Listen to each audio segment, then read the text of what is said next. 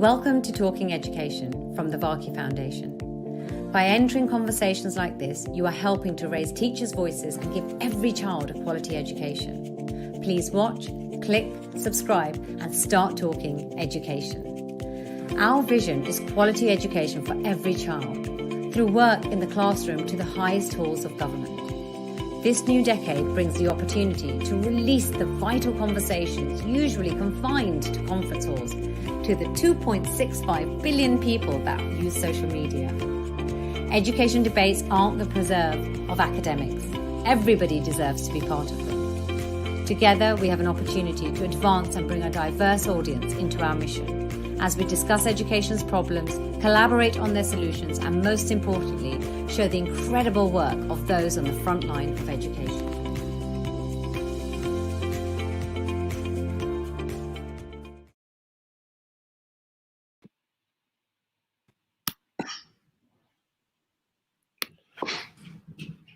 Hello, good evening for the European friends joining us today. Good morning for the Latin American and North American friends that we have in this conversation.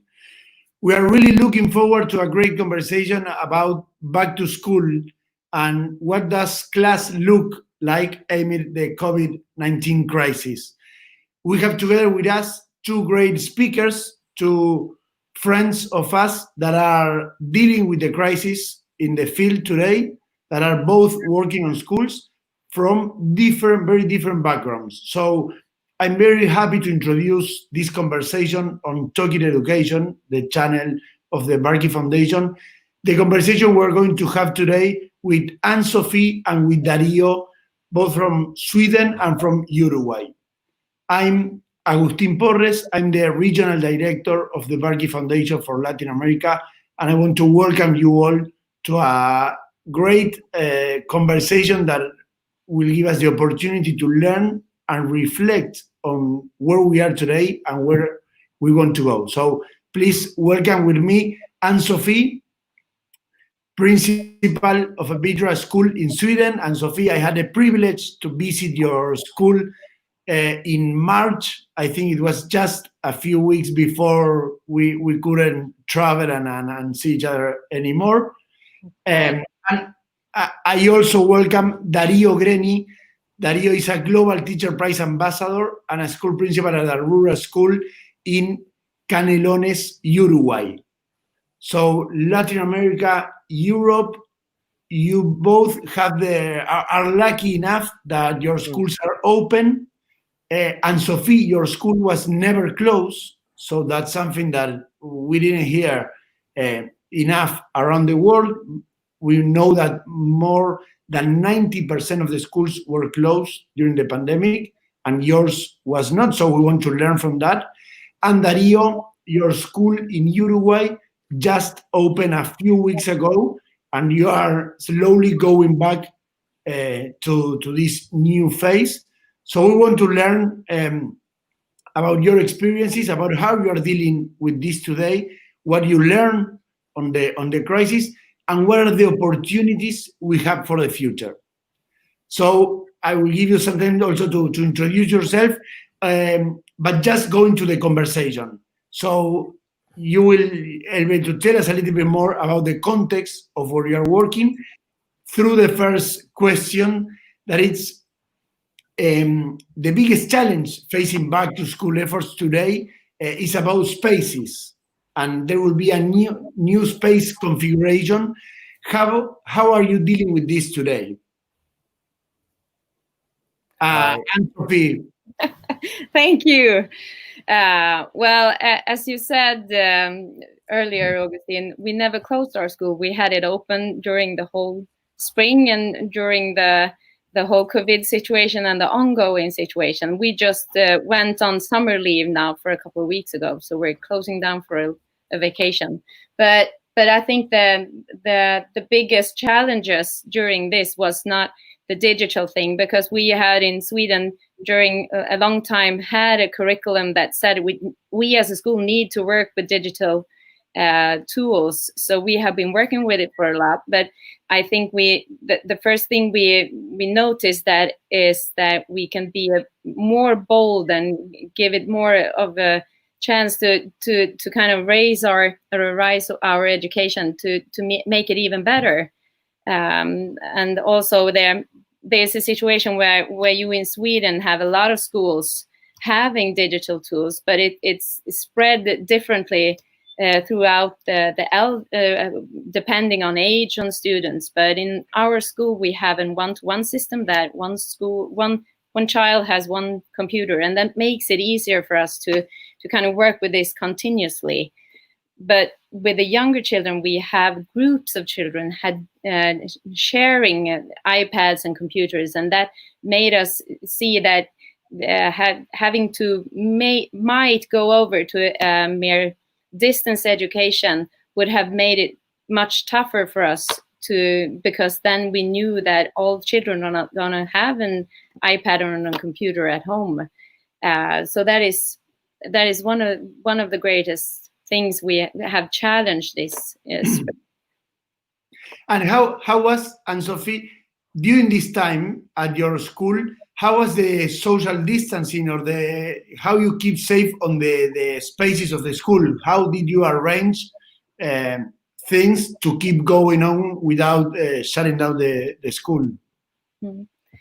We have the opportunity of following a very clear instruction from the government that said if you're feeling it just a little bit sick, or if you're having COVID, if you have been diagnosed with COVID, you need to stay at home. So the first thing that everybody in Sweden needs to take for sure is that if I'm sick, I need to stay at home. But if I'm not, I'm welcome to school. So the first thing is that we reassured by communicating very much in start, saying that if you're sick, you need to be at home. We'll take care of school and the education as we go along, but you need to follow the instructions from the government. And that's also something that now I'm kind of lost the question. No. It's about how you organize your school. But let's go to Dario. Yeah. Also to listen to the new spaces in Uruguay that you prepare a little bit this coming back to school. You had some time out of the school and now you are back in. So how you prepare that, and how are the new spaces today in your school? Okay. Hello to everyone. Here in Uruguay, we need to close our school, our building on March 14, and we need to reopen it at June 1st. But as a teacher, the biggest challenge in returning to this new normal was everything we have to organize previously to the reopening to the school. We take official documents such as protocols, and based on them, we create our own protocol to follow day by day. We established the division of the groups. We need to move chairs. We need to move tables and all the school supplies from the school building to facilitate cleaning and the access to the institution. Physically, it isn't the school we know, but teachers are holding the essence of the school. The first day on June 1st, when we received our student, it wasn't what we expect. Our school, a rural school in the middle of the countryside, is an open school with a large green space that children enjoy and the parents too. But that space couldn't longer be used at this time. We can't change classroom. We can't change groups, and we also cannot work with other groups or invite, for example, people to the school. We can invite a science or historian. We can invite no one, because I need to to be careful with this virus. For me, seeing the children arrive within a schedule, without races, without hugs, without hey teacher, give me 5, was very difficult on the first day, and was very, very strange for all of us, because we are not prepared to the social distance in our school. Not being able to work together in person is the biggest challenge we have to date, but it doesn't stop us. Every day we wait for our students with a good attitude that helps them forget for a while this difficult moment we are living here in our country, in the entire world. Yeah. This is our biggest challenge here in our school. Yeah. Thank you, Dario, and thank you, AnnSofi, for both answers. And of course, we know that there is a huge challenge. There is also a difficult time, and you both, teachers and school principals, have to make sure that kids are doing well and doing better, and they are having the opportunities that we always want to give them. So, looking forward, what are the opportunities? And I'm trying also, or maybe I'm very optimistic of the opportunities that are coming now after what we are living. So what do you see as opportunities and maybe best practices in your schools, something that you want to highlight that happened during this time that could remain or we could sustain after? Best practices or maybe new tools also that you are applying? Maybe AnnSofi? Thank you. I think, as I mentioned before, one of the best practices that we can see as a teacher, that we can dare to do a lot more cooperation with the digital tools. We need to use it even more to make our education even better. But I think that the greatest opportunities we saw is that we reached out and found children that usually have a tough time coming to school. They're not motivated, they're not interested in school, but through the digital devices we found them, and through communication in a way that's not directly where you meet each other, because some people, you know, don't fancy that. They fancy other way of meeting, and that's something that was a big opportunity found for us. We were happy to see that maybe this is a new way of us thinking, that we can cooperate with the children, and then we can also cooperate with the parents at home. But usually we found them best when we communicated directly with the child, not through the adult. So that is the biggest best practice I can give you. Yeah. And we can go back then to that answer, because I think there is a lot to be discussed on the interaction, the presence of parents in the school, and the opportunity that is bringing also for the future. But we will go to the new normal in a little bit. Dario, tell us about opportunities and new tools. Yes, it's maybe it's the same like AnnSofi, school, because here in Uruguay we have a Plan Ceibal, which gives one laptop per child, and they bring it to the school every day.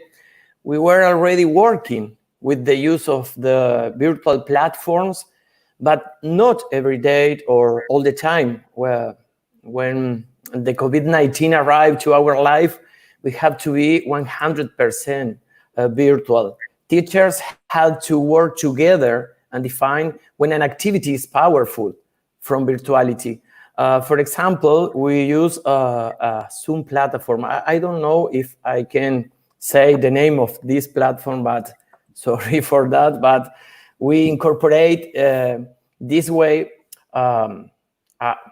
It's like a different way to see our students each week and work directly with them. We create different digital materials to reach all the children in different ways. We use a lot WhatsApp, for example, for communicate teacher with the families. And another big change, actually, it's about homeworks.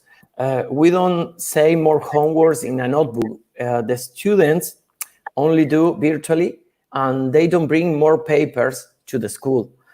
And another important thing in this pandemic, it's about a collaborative work between teachers, because was essential in this moment.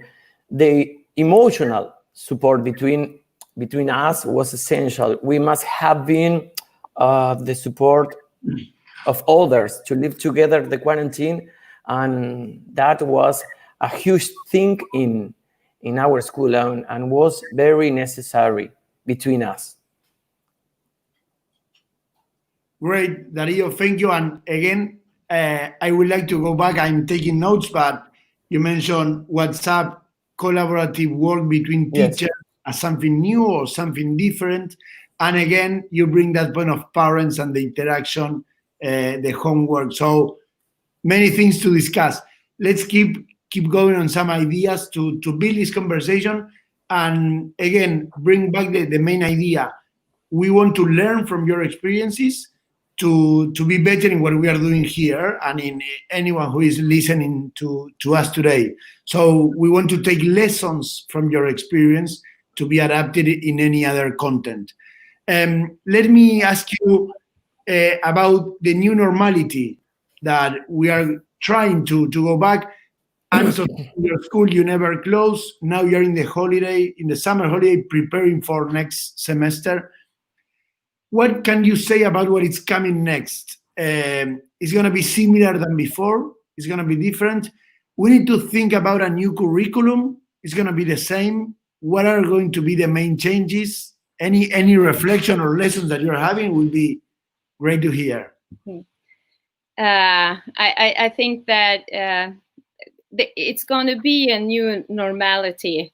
But in what shape and form is still yet very hard to see. But as we went in for a summer break now, we talked a lot of how do we prepare for a second wave or whatever we're heading for, in a way of how can we structure handling a lot of students away, being at home, a lot of students being away and home, not coping or handling school, or a lot of teachers being away. So we have talked a lot of how do you handle, how can you create an education where you can both do it in school or might do it at home, so you can have a distant education from home when the teacher is home and the students in school. And how can we handle this different types of a situation that can arise? But I also think that it's not supposed to be, the distance education is not a new normality. I think it needs to be enforced in our education as it is. So I feel very strongly that you need to have your students and your parents close to you to make a good education. So even if we have in Sweden a lot of digital tools, the ground to a good education is good communication and good relationship with children and the parents. So I think that the normality needs to be, yes, it's going to be a new variety of it, but we need to force the digital even more into what's going on, and not thinking that the distance education is the new normality. It means focus, get more into what we're doing already. Yeah, well, that's a big challenge, and we need to see how we can do it and how we are going to do it. Of course, it's not all about digitalization, and I think we all confirm, but we can discuss it also. We all confirm that we need schools open, we need to go to school, we need to see each other, but also there are few things that change a little bit that we can use to improve what was happening before. Dario, your reflection about the new normality. Yes, it's really strange because this new normality, in this new normality, we need to generate a new work strategies. For example, in my school, we are receiving children who attend the school between 7 to 9 hours a week. There are others who don't attend because attendance here in Uruguay is voluntary.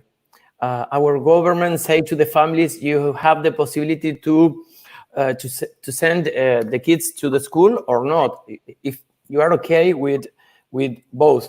And the teachers need to organize their work plan in two ways. One for the child in the classroom and one for the child who works only in a platform. For us, it's a big, huge, because it's like a puzzle of activities that every day you need to organize and upload to the platform. We say we are living in a hybrid system. We never saw this in Uruguay, and we need to improve different strategies to work to all the students. In my case, for example, I have 2 students who don't attend in my class.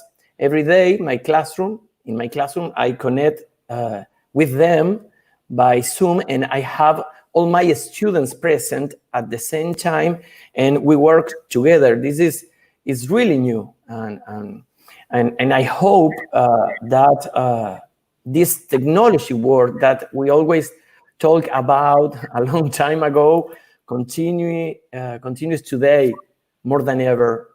And about the curriculum, we had a big discussion here in our school with my teachers, and we summarize, and we need to be heard more than we need to modify the curriculum, because each school has a different reality. It's necessary to adapt the educational policies to our reality. You can, for example, I told with my superiors, you can ignore all the work done by teachers all this time in every center, in every school, and we need to be heard about our interest in our strategies and our work.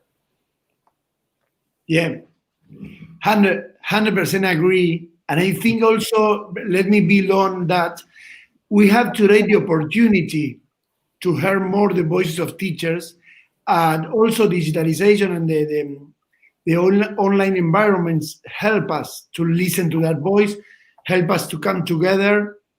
And I think what is critical here is that what is coming next is something that we build together. It's something that we all think about together. Yes. Teachers, parents, ministries, everyone thinking and building what's coming next, because it's not clear, as AnnSofi was saying, we don't know exactly, but we will all learn together during the process. And I think that collaborative work is essential for what's coming next. That's why I'm so optimistic of what's coming in many ways, because yes. We build together is stronger than something that is designed by a few only. Let me go. I had the experience that during the pandemic, we learned more, or things came to us easily to understand than before, because we're more clear. What were your lessons during this time? What did you learn over the period of the pandemic so far? AnnSofi, what have you learned? Oh, such a big question, an important question. And I think one of the hardest thing is that I'm not sure I'm aware of what we have been learning so far. So, but and also because we're just in the middle of it still. But I think, as I've said before, repeating myself, I think that we have learned to be more brave about the digital tools we have, to use them even more boldly, and try out, because the students love when we try and fail as a teacher. So I think that is what we have learned, but also that we're on the right track, handling that the good relationship is a base in every good education. You even if you have all the tools, all the things you can need, you still need to have a good relationship with your students and your parents. And I think that was really clear, because during our time when some Swedish schools did close, not all held open through all the time, we saw that we came together as a staff, and also the students came up to us and said, we love that we didn't close our school. Some, of course, would gladly say that they would have liked, just because they thought it was free time. But most of them, they said, I would not have liked being at home alone, because this social distancing is a trying period for us all. Even if we're in the same building, we still need to keep the distance. And I think that you need to, if you talk as a school leader, you need to see the importance of building a good team from the start. You need to build good teams with your teachers before you hit a crisis, because you can't do both the crisis and build a good team at the same time. So you need to focus on, how do I build a strong team that can stand together at tough times, so that we can focus on what we're supposed to do, and then kind of get together, and also to get together with the students and the parents. And I also think it's a good thing that you need to have both the municipality and the government close, that you need to work in a strong direction together. Let me double click on what you say and ask you for a little bit more detail. I love what you say about students like that we try and fail. What is that about? What is that trying and failing? Because we are very afraid of failing. So can you say a few more words about that? I think they love seeing us being human, not like an institution people that has no feelings. They love seeing us being just persons, being happy, angry, and just kind of react together with them. And that's also something that I think has been a thing since we in Sweden have been, we chose a different way comparing to a lot of different other countries dealing with the COVID-19. We have also been, we have been trying to answer the questions from the children, because since all of them take part of the whole wide world and the communication that goes around us, we need to be human and say, when their question is, are Sweden handling this the wrong way? We need to be open and say, we don't know. We think that they're making the right decision, but let's find out. Let's do this together. And I think that's also something they like about us. Let's see us fail, see us not be sure, see us being human. Well, that's my tweet after the conversation. That's the title for me of the conversation. They love seeing us human. I think that you say everything with that, and I think it's amazing the way you say it.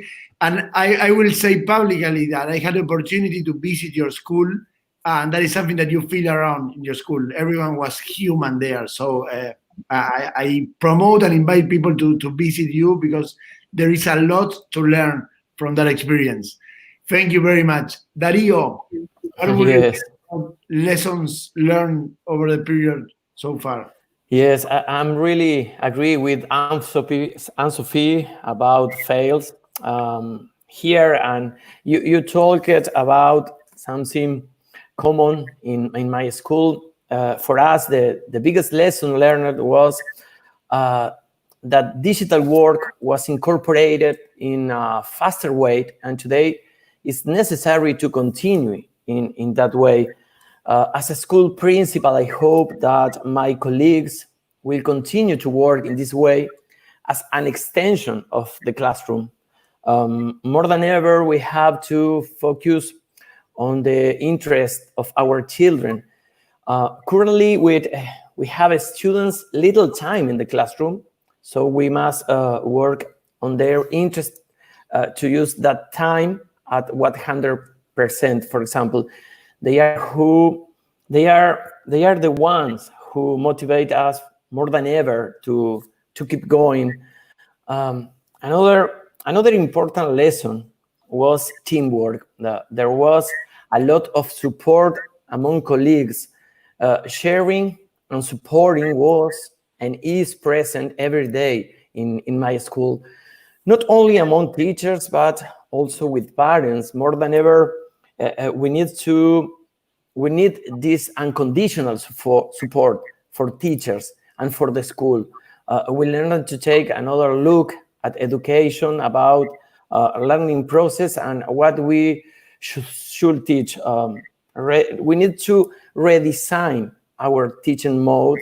Is really urgent and necessary. We have to integrate digital resources in our classes and make them more attractive without losing the goal of our work.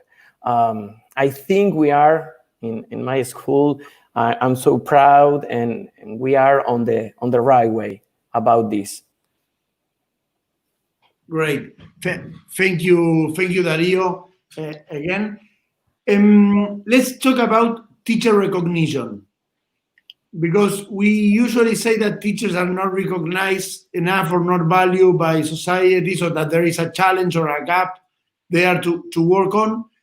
Will you say that teacher recognition increased over this period? Why? What are the opportunities coming next for us to keep improving the recognition of teachers and to improve the profession?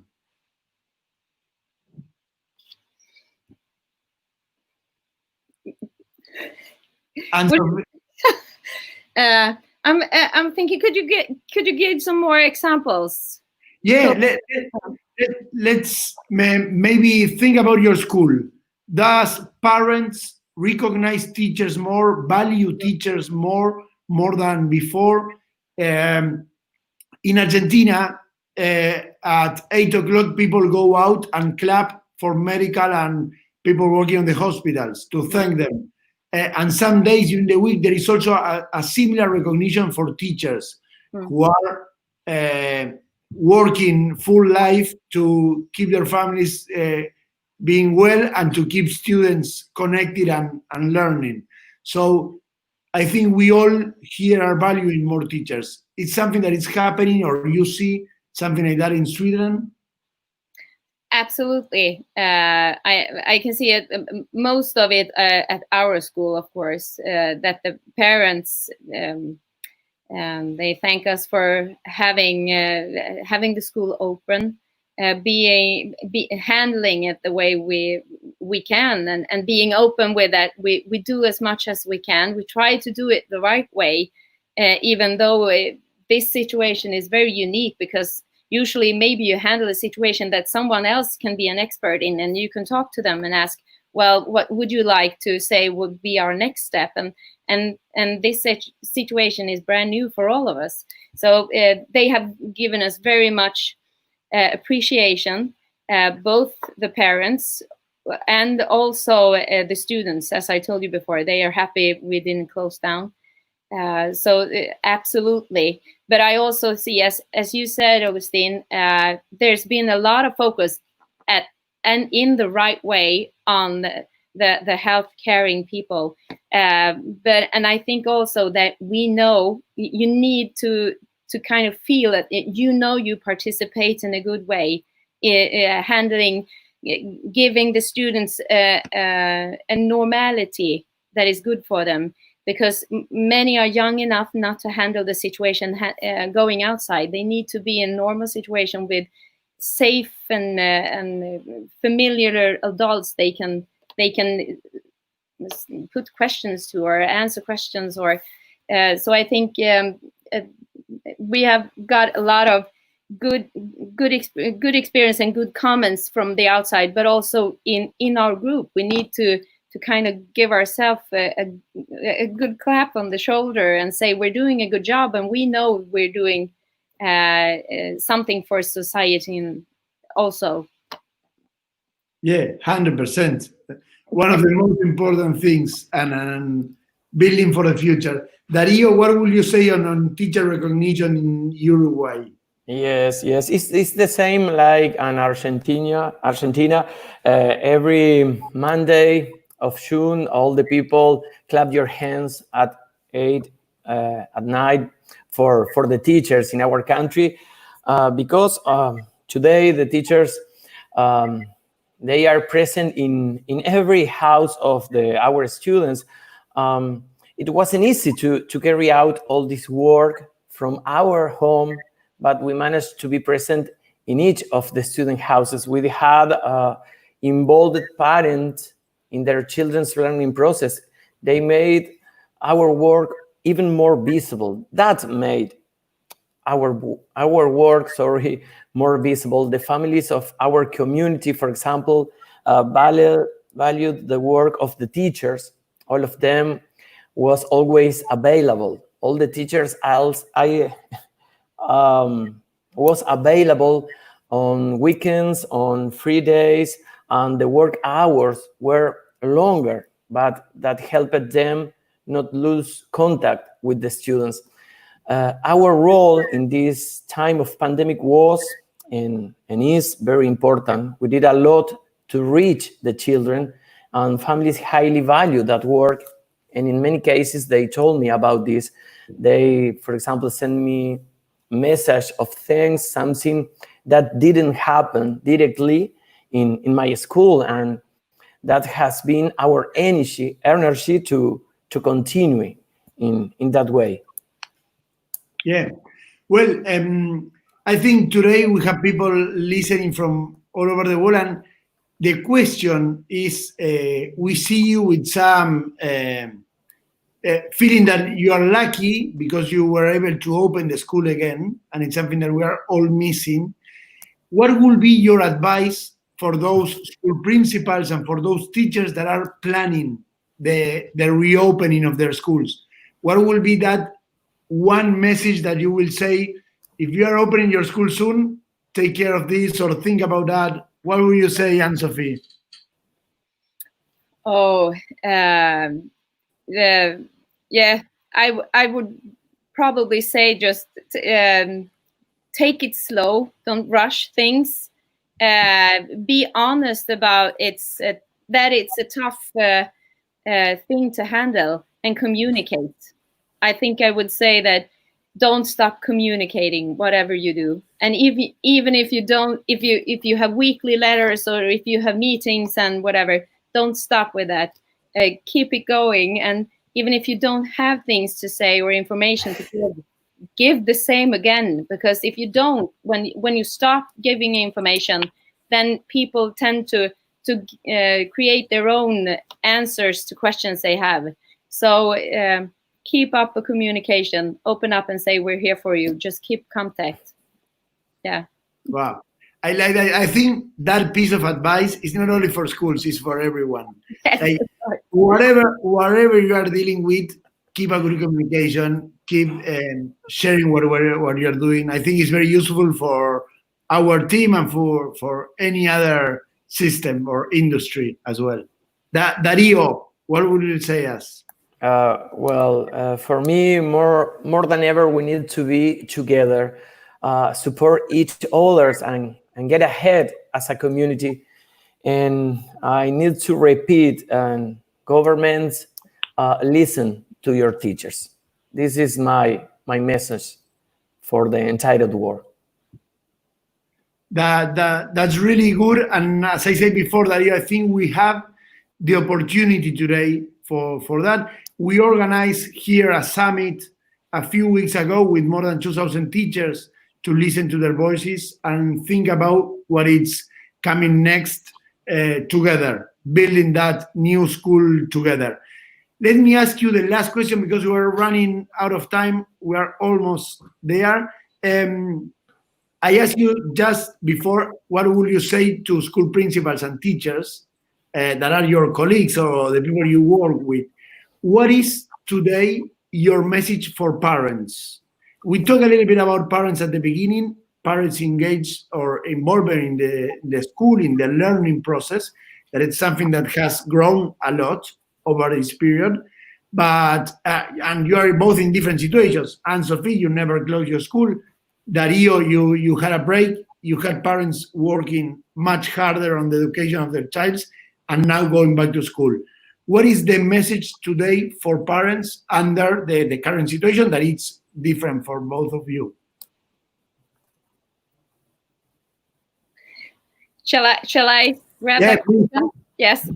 I think our message to the parents is that, because we had a lot of children staying at home because the parents were afraid or anxious or worried, is that we want the children in school. We would love to have them here. As soon as they're ready, or you're ready, or they're healthy or whatever, they need to be in school so that we can work with them, because it's hard following the school work at home in different situations. I would say, get your child to school, whatever it takes. Maybe if you're worried, if you're having problems, contact the school and make a plan together. How can we do this? How can we get the child to school again?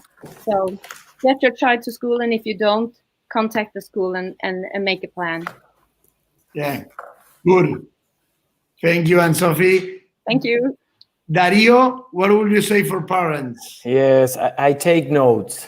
and I have three different points. The first one is we need to be communicated all the time, and we need to make a safe school for everyone, and they need to trust in our work, and we need to trust in the family work. It's like a big ideas to each school and to go work together every time, thinking for the child.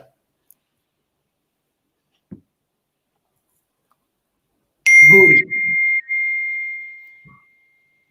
I think we are almost on time. We are going to pick some questions on the chat, one question or two questions on the chat before wrapping up and closing. So they will be sending me one question. What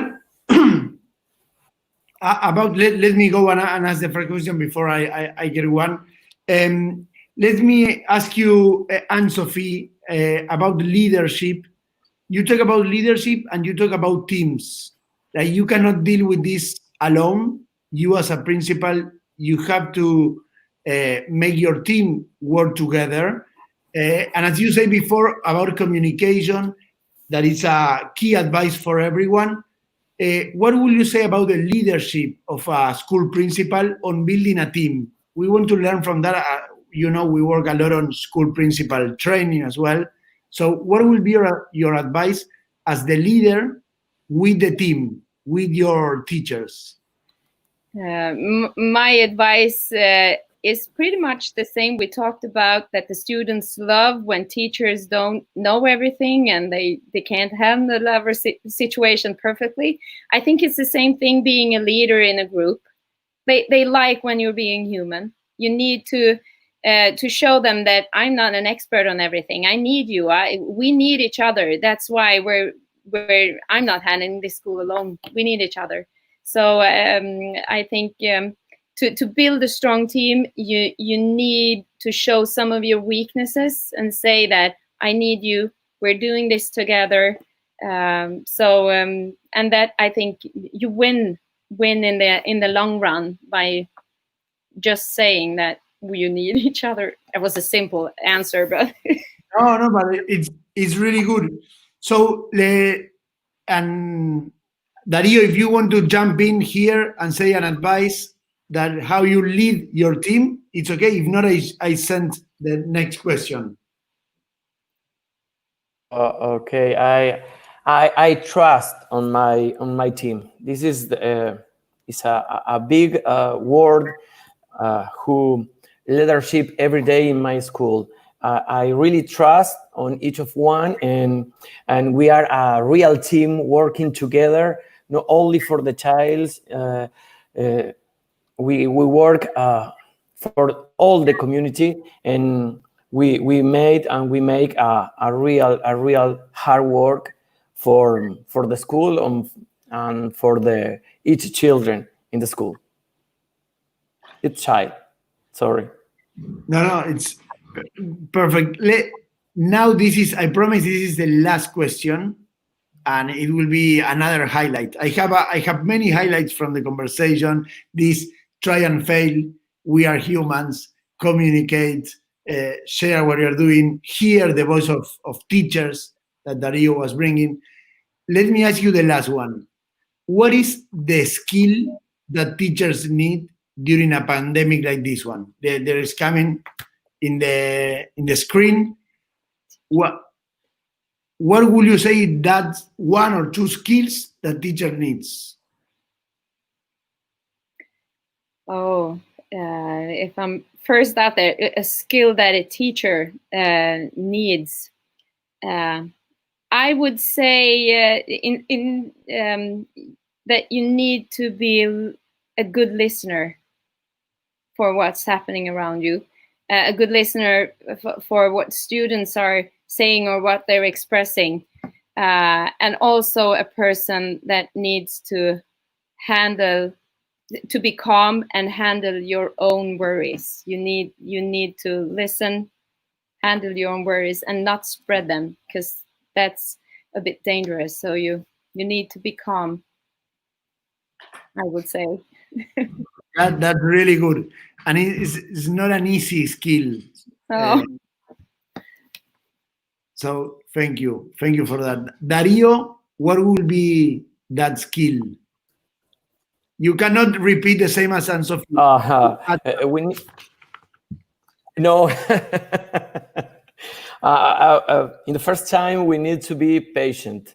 We need to reinvent our teaching process. We need to reinvent and incorporate the technology every day in our practice.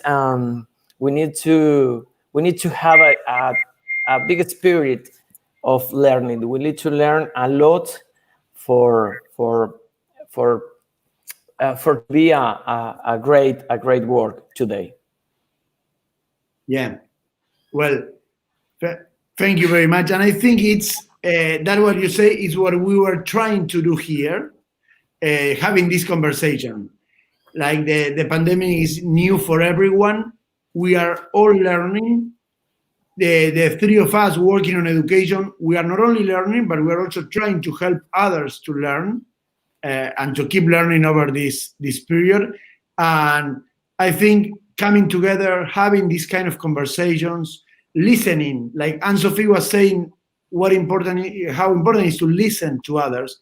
Here we are listening to each other, reflecting, going back, see what we learn and how we can see what is coming next. So thank you very much, because it's an amazing opportunity for us to have this conversation. We want schools open as soon as possible and as safe as we can. So it's not something for tomorrow, but it's something to really prepare, to learn from what is happening with you. And thank you for for your courage to be coming up in the screen, to be live. This is something that is going to be it's record, so people can see it later. And it's a challenge to say something on the screen that will remain. So thank you very much for your courage. Thank you for what you're doing today. We really appreciate your examples, both being at the front of the school.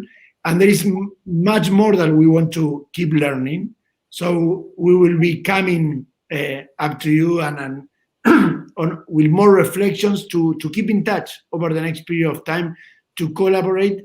And as Dario was saying, to keep listening to the voice of teachers, that it's so important at this time. So I hope this conversation also help us to hear that voice, to be more patient, to communicate better, to think on teams, on the collaborative teams, how they can work, how to engage parents, and this try and fail and being human. Let's keep human for what is coming next for us, that is maybe the most important thing.